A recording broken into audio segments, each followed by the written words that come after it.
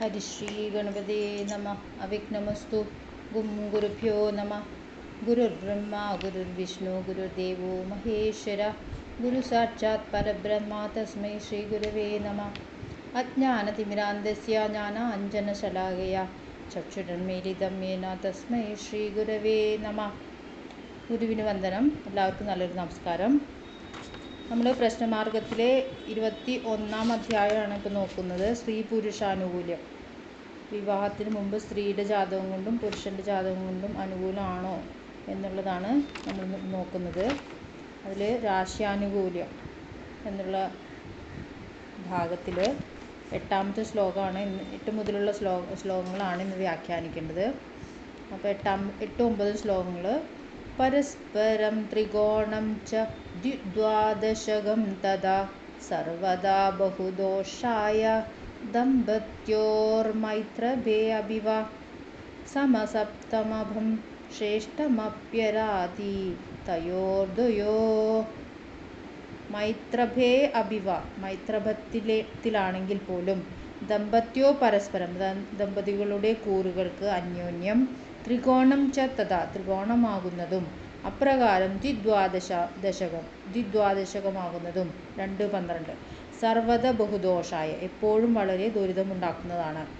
തയോദ്വയോ അവർ ഇരുവരുടെയും 6-ാം ഭാവത്തിൻ്റെയും 8-ാം ഭാവത്തിൻ്റെയും അധിപന്മാർ അരാധി അഭി പരസ്പരം ശത്രുക്കളാണെങ്കിൽ പോലും സമസപ്തമം ശ്രേഷ്ഠം സമസപ്തമക്കൂറ് ഉത്തമമാകുന്നു. ഇതിൽ 3-4 കാര്യങ്ങളാണ് പറഞ്ഞത്. അതിൽ പരസ്പര ത്രികോണം എന്ന് വെച്ചാൽ സ്ത്രീ ജനിച്ച കൂറിൻ്റെ 5-ാം കൂറിൽ പുരുഷൻ ജനിക്കുക, പുരുഷൻ ജനിച്ച കൂറിൻ്റെ 9-ാം കൂറിൽ സ്ത്രീ ജനിക്കുക. അപ്പോൾ 5, 9 എന്നുള്ളത് എപ്പോഴും സ്ത്രീയുടെ ജനിച്ച കൂറിൽ നിന്നാണ് ചിന്തിക്കേണ്ടത്. സ്ത്രീ ജനിച്ച കൂറിൽ നിന്നും 5-ാം രാശിയിൽ പുരുഷൻ്റെ ജനിച്ച കൂറുണ്ടാവുക.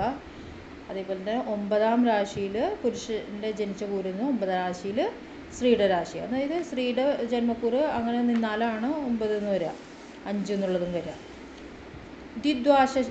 ദ്വാദശകം എന്ന് വെച്ചിട്ടുണ്ടെങ്കിൽ സ്ത്രീ ജനിച്ച കൂറിൻ്റെ 2-ാം കൂറിൽ പുരുഷൻ ജനിക്കുക, പുരുഷൻ ജനിച്ച കൂറിൻ്റെ 12-ാം കൂറിൽ സ്ത്രീ ജനിക്കുക. ഷഷ്ടാഷ്ടം എന്ന് വെച്ചാൽ സ്ത്രീ ജനിച്ച കൂറിൻ്റെ 6-ാം കൂറിൽ പുരുഷൻ ജനിക്കുക, പുരുഷൻ ജനിച്ച കൂറിൻ്റെ 8-ാം കൂറിൽ സ്ത്രീ ജനിക്കുക. സമസപ്തമം സ്ത്രീ ജനിച്ച കൂറിൻ്റെ 7-ാം കൂറിൽ പുരുഷൻ ജനിക്കുക, പുരുഷൻ ജനിച്ച കൂറിൻ്റെ 7-ാം കൂറിൽ സ്ത്രീ ജനിക്കുക. ഇവിടെ മൈത്രഭത്തിന് സ്ത്രീയുടെയും പുരുഷൻ്റെയും കൂറുകൾ ഒന്നായി വരിക, കൂറുകളുടെ അധിപന്മാർ തമ്മിൽ ബന്ധുക്കളാവുക, വശ്യപ്പൊരുത്തം ഉണ്ടാവുക, വേദമില്ലാതെ വരിക എന്ന് അർത്ഥം ധരിക്കണം. ഇത്രയും ബൃഹസ്പതി വചനമാണ്. അപ്പോൾ ഇതിൽ വശ്യപ്പൊരുത്തം ഉണ്ടാവുക എന്നുള്ളതാണ് വശ്യ നക്ഷത്രങ്ങൾ. വേദമില്ലാതിരിക്കുക, വേദനക്ഷത്രങ്ങളുണ്ട്, അങ്ങനെ ഇല്ലാതിരിക്കുക. പിന്നെ മൈത്രഭം എന്നുള്ളതിനാണ് സ്ത്രീയുടെയും പുരുഷൻ്റെയും കൂറുകൾ ഒന്നായി വരിക, കൂറുകളുടെ അധിപന്മാർ തമ്മിൽ ബന്ധുക്കളാവുക. ഒന്നാമത്തെ ഒന്നായി വരിക എന്ന് വെച്ചാൽ ഒരേ രാശിയിൽ നിൽക്കുക, സ്ത്രീയുടെയും പുരുഷൻ്റെയും നക്ഷത്രക്കൂറ്.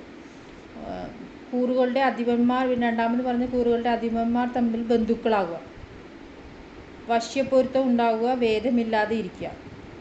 ഇതാണ് മൈത്രഭത്തിന് അർത്ഥം വരുന്നത്. അപ്പോൾ മൈത്രഭത്തിലാണെങ്കിൽ പോലും, അപ്പോൾ ഇങ്ങനെ ആയിരുന്നാൽ പോലും, എങ്ങനെ ആയിരുന്നാൽ പോലും സ്ത്രീയുടെയും പുരുഷൻ്റെയും കൂറുകൾ ഒരേ രാശിയിലാവുക, അല്ലെങ്കിൽ അവരുടെ അധിപന്മാർ ബന്ധുക്കളാവുക, വശ്യപ്പൊരുത്തം ഉണ്ടാവുക, വേദമില്ലാതിരിക്കുക. ഇങ്ങനെ ആയാൽ പോലും അന്യോന്യം ത്രികോണങ്ങളിലാവുകയും ദ്വാദശങ്ങളിലാവുകയും ആയാലും 6-8 സ്ഥാനങ്ങളിലായാലും പരസ്പരം ശത്രുക്കളാണെങ്കിൽ പോലും അങ്ങനെയാണെങ്കിൽ ദോഷം വരും. പരസ്പരം ശത്രുക്കളാണെങ്കിൽ പോലും സമസപ്തമക്കൂറ് ഉത്തമമാകുന്നു എന്നാണ് പറഞ്ഞത്. അപ്പോൾ ദോഷം ഇരുന്നാൽ പോലും 2, 12, 5, 9, 6, 8 എന്നുള്ള രീതിയിൽ എടുക്കാൻ പാടില്ല, ദോഷം വരും. സമസപ്തമാണെങ്കിൽ ഉത്തമമാണെന്നാണ് 8, 9 ശ്ലോകങ്ങളെ കൊണ്ട് പറഞ്ഞത്. ഇനി മുഹൂർത്ത രത്നത്തിൽ നിന്നും ഈ വിഷയത്തെക്കുറിച്ച് മുഹൂർത്തത്തിൽ നിന്നും ഉദ്ധരിക്കുന്നു. 10, 11 ശ്ലോകങ്ങളെ കൊണ്ടാണ് പറയുന്നത്. ഷഷ്ടാഷ്ടമേ മരണവൈരവിയോഗദോഷ ദ്വാദശേ വിധനദാ പ്രജദാ ത്രികോണേ ശേഷേഷ്വനേകവിധ സൗഖ്യ സുധാർത്ഥസമ്പൽ ഷഷ്ടാഷ്ടമ പ്രഭൃതികേഷ്വപി വൈരവേധേ സദ്യോ അശുഭം രാശി പയോസ്തു മൈത്ര ഐക്യേ ച വശ്യേ ജനദോഷ ഏഷ വിരുദ്ധയോനോതു ഭഗോണഭാവോ വിപുത്രഭേഷ്വാത്മജഹാധ്രുവം സ്യാൽ. ഷഷ്ടാഷ്ടമേ കൂറുകൾ തമ്മിൽ ഷഷ്ടാഷ്ടമായ 6, 8 ആയാൽ മരണവൈര മരണമോ പരസ്പരം ശത്രുതയോ വിയോഗദോഷ വിരഹദുഃഖമോ ഉണ്ടാകുന്നു. ഇതിൻ്റെ ഫലമാണ് ഇനി പറയുന്നത്. അപ്പോൾ ഷഷ്ടാഷ്ടമത്തിൽ നിൽക്കുക, കൂറുകൾ തമ്മിൽ ഷഷ്ടാഷ്ടമത്തിൽ നിന്ന്, അതായത് സ്ത്രീ ജനിച്ച കൂറിൻ്റെ 6 പുരുഷൻ ജനിക്കുക, പുരുഷൻ ജനിച്ച കൂറിൻ്റെ 8 സ്ത്രീ ജനിക്കുക. അതാണ് ഷഷ്ടാഷ്ടമം വരിക. അങ്ങനെ വന്നാൽ എന്താണ് പറയുക? മരണമോ പരസ്പരം ശത്രുതയോ വിരഹ ദുഃഖമോ ഉണ്ടാകുന്നു. കൂറുകൾ ദ്വാദശമായാൽ ധനഹാനിയും 2, 12 സ്ത്രീയുടെ ജനിച്ച കൂറിൽ നിന്ന് 2 പുരുഷനും പുരുഷൻ്റെ നിന്ന് 12 സ്ത്രീയും നിൽക്കുകയാണെങ്കിൽ, അതേപോലെ തന്നെ അങ്ങനെയാണെങ്കിൽ ധനഹാനിയും. 5-ാം കൂറായാൽ സന്താനമില്ലായ്മയും ശേഷം കൂറുകളിൽ പലവിധ സുഖങ്ങളും സന്താനവൃദ്ധിയും സമ്പത്തും ഉണ്ടാകും. കൂറിൻ്റെ അധിപന്മാർ തമ്മിൽ ശത്രുക്കളാകുകയോ ഭേദമുണ്ടാകുകയോ ചെയ്താൽ 6, 8, 5 എന്നീ കൂറുകളിലുള്ള അശുഭഫലം ഉടനെ അനുഭവിക്കും. 6, 8, 5 എന്നീ കൂറുകളിലുള്ള അശുഭഫലം പറഞ്ഞല്ലോ. 5-ലാണെങ്കിൽ ധനഹാനി സന്താനമില്ലായ്മ. പിന്നെ 6, 8 എന്നുള്ള പാലും മരണവും പരസ്പരം ശത്രുതയോ വിരഹ ദുഃഖമോ ഉണ്ടാകും എന്നുള്ളതാണ് പറഞ്ഞത്. ഇത് എങ്ങനെ വന്നാൽ അധിപന്മാർ കൂറിൻ്റെ അധിപന്മാർ തമ്മിൽ ശത്രുക്കളാവുകയോ ഭേദമുണ്ടാവുകയോ ചെയ്താൽ ഉടനെ തന്നെ അനുഭവിക്കുന്നതാണ് പറഞ്ഞത്. കൂറുകളുടെ നാഥന്മാരുടെ ബന്ധുതയിലും യോഗത്തിലും വശ്യപുരത്തിലും ഈ ദോഷം സംഭവിക്കുന്നില്ല. അന്യോന്യം വിരുദ്ധ യോനിയിലാകട്ടെ പരസ്പര ത്രികോണം പുത്രരഹിതമായ രാശികളിൽ വരുന്നത് നിശ്ചയമായും സന്താനനാശം വരുത്തുന്നു. ഇടവം, ചിങ്ങം, കന്നി, വൃശ്ചികം ഇവ സന്താനരഹിത രാശികളാണ്. സ്ത്രീയുടെ ജന്മനക്ഷത്രം പുരുഷയോനി നക്ഷത്രമാകുക, പുരുഷൻ്റെ ജന്മനക്ഷത്രം സ്ത്രീയോനി നക്ഷത്രമാകുക. ഇപ്രകാരം വരുന്നത് വിരുദ്ധ യോനികളാണ്.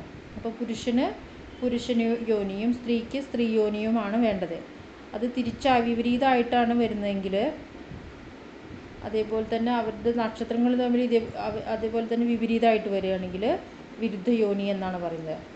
കൂടാതെ ഇങ്ങനെ 6, 8, 5 എന്നിങ്ങളിൽ നിന്നാൽ സന്താനം ഉണ്ടാവുകയില്ല, സന്താനം നാശം വരുത്തുന്നു എന്നുള്ളതാണ് പറഞ്ഞത്. പിന്നെ കൂറുകളുടെ നാഥന്മാരുടെ ബന്ധുതയിലും യോഗത്തിലും വശ്യപൊരുത്തത്തിലും ഈ ദോഷം സംഭവിക്കുന്നു. അപ്പോൾ അവരുടെ കൂറുകളുടെ നാഥന്മാരുടെ ബന്ധുത വരിക, വശ്യപൊരുത്തം ഉണ്ടാവുക, യോഗങ്ങൾ ഉണ്ടാവുക അവർ തമ്മിൽ, കൂറുകളുടെ അധിപന്മാർ തമ്മിൽ. അങ്ങനെ വന്നാൽ ആ ദോഷം ഉണ്ടാവില്ല എന്നാണ് പറഞ്ഞത്. അതിൽ സന്താനം കുറഞ്ഞിട്ടുള്ള രാശികൾ രഹിതം വെച്ചാൽ ഇല്ല എന്നാണ്. ഇടവം, ചിങ്ങം, കന്നി, വൃശ്ചികം ഇവ സന്താനരഹിത രാശികളാണ്.